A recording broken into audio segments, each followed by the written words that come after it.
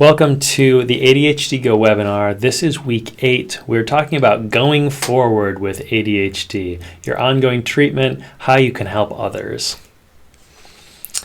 We are going to mostly be reviewing the 3 biggest concepts that I think we've talked about in this course, but not in a totally direct way. So I just want to make clear the 3 things that can always help you manage your symptoms, and that's awareness, intention, and action. And then how you can use your powers for good with other atypicals and in the world with everyone. So the first bit is awareness. It all comes down to knowing what's going on with you, inside of you, observing your feelings, watching those trains go by in the train station of your mind, figuring out what that says about you, going to therapy and talking to your therapist about your family of origin and your early traumas you might have experienced that might have set up some of these unconscious patterns of behavior that you're constantly playing out, and the feelings and the thoughts that you naturally experience and take for granted. Then understanding with your medical professional how ADHD impacts that, treatments that they would recommend, medication if that's necessary, and accepting the implications that your condition has for the rest of your life and the people in it. So awareness is key, and this is just being in the present moment and understanding, everything that is happening, accepting it with a kind of non-judgmental spirit, an equanimity without judgment. Next, intention. Once you understand what's going on, the feelings, the thoughts, the behaviors that you're sort of focusing on, and you've done some of the internal work of getting control of that thing or getting an awareness and acceptance of that thing, then you can start to choose how you're going to modify that behavior. Choose a target. Choose one of your symptoms that you want to work on. Choose something that you want to diminish or something that you want to encourage and foster in your life. Something that you want more of. That could even be, how successfully you manage your responsibilities. Try to make it clear and concrete. You can do a lot of this work using SMART goals, but choosing a target. So first you're aware of what's going on with you, what you think, and then you decide what you want to do, what you want to change in your life, and figure out what kind of action you can take and what tools you'll need. Start to gather those tools. Put together the things you're going to need to make that change. Then you can make a plan. Now that you have your tools put together and you've thought about what you need to do, you can make a plan. And again, a lot like with evaluating your condition as an objective third party, saying, what's going on with this guy? What's he good at? What are his weak points? You can you can create a plan of action for yourself that is composed specifically to leverage your strengths. So make a plan for whatever action that you plan to take to diminish your symptoms, work on a work project, make a relationship better. Create a plan for yourself as if you're a general in an army saying, this soldier is good at whatever, singing. So here's a plan that could use that strength, singing, or a combination of things. Whatever it is you consider your strengths, here's a plan that relies on those strengths. Here it is for me, right? This is my super special mission. Then finally, action. Take your plan that's specifically designed for you and your strengths and designed in a way that's not too big to fail, that's not going to overwhelm you, that excites you with curiosity and makes you think, even if I fail at this plan, this is a good thing to fail at. This is a cool thing to fail at. This is the direction that I want to fail in.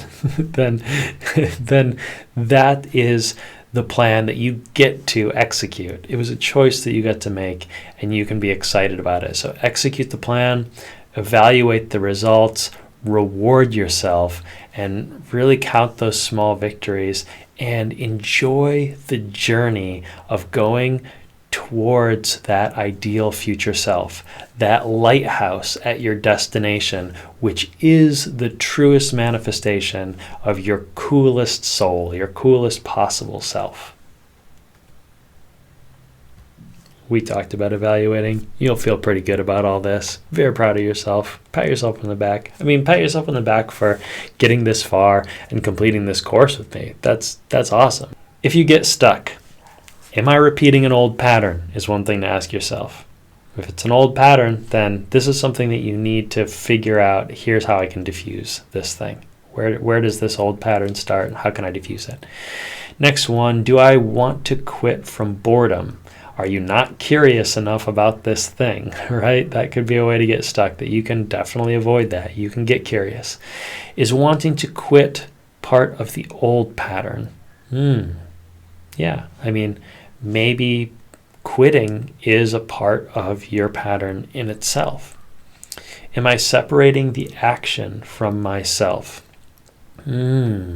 So maybe it's important that we're not so hard on ourselves for the actual action of the task, and we don't emotionally enmesh ourselves with how well we're doing something and use that as an excuse to spin out and not want to finish, because now our ego's tied up in it. Now how well I do this task or this action is a reflection of me and my value. So make sure that you stay separate from that action, but obviously be proud of your work as well. How can I make the plan more enticing so that I will follow through? Again, this is a way to become curious. Make the plan more enticing. Spark that curiosity and get your motivation going. Be excited to do things. How does my plan support my mission statements? Okay, how does my plan support my values, right? That's the fuel. That's what's going to get me excited, is doing things that are in line with my values that I can't but not do. Repeat the process. Awareness, intention, and action. Again and again and again. In everything in your life. Awareness, intention, and action. Don't start with action. That's what most atypicals tends to be. Shoot, then aim. Start with awareness, then intention, then action. In that order. Deliver it. Slow down. High status it. Stick with your plan. Congratulations. You have ADHD. It's a normal condition. A lot of people have it. You're not like everybody else, but you're also like everybody else in terms of you have something. So congratulations for knowing what it is and working on it. That's amazing. Now you can go out and make other people feel good and accepted and heard, and like there's not this neurotypical weight always bearing down on us, making us think that we should be different from what we naturally are. So go and make people feel good and accepted, and enjoy the continuation of your treatment, the managing of your symptoms, and your self-actualization as you go and do cool things. These are the components of your total treatment plan. Spiritual treatment plan is going to be, your values, your ideal future self, your goals, and how you fit into the universe, answering the big questions in life and kind of pursuing that. Your physiological treatment plan is going to be your medication, meditation, diet, exercise, sleep. I'm sure I'm forgetting a few, but anything that can change your body and your neurochemistry to help make your symptoms easier to manage. Your behavioral treatment plan is going to be how you manage your emotions, your thoughts, and your actions, and where you can modify on that link towards action, where you can modify things to result in better outcomes and better patterns of behavior for you. Then you've got your social treatment plan, which is how you maintain relationships and manage conflict and communication amongst the people you know, especially your friends. And you're going to do that by focusing on better and better communication and showing appreciation with actions. Then your home treatment plan is focused on managing the stimuli that you surround yourself with when you're at home, the ones you can control the most. Are you diminishing distractions and increasing positive stimuli, positive mantras, things that fill you up and push you towards your goals? Then finally, the workplace. Your treatment plan involves how to diminish those negative symptoms which derail your successful projects, and maintain good relationships with your clients, coworkers, and superiors if you have any, employees as well if you have any.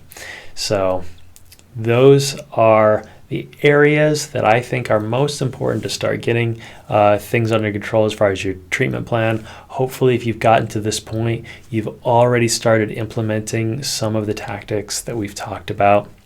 And I just know that you're going to continue to strengthen the coach inside of you as you think about, how can I be more aware in this situation? What is my intention in this situation? And what action can I take to move towards the outcome I desire? And that coach is going to get stronger and stronger, and you're going to have more confidence and trust listening to your internal coach.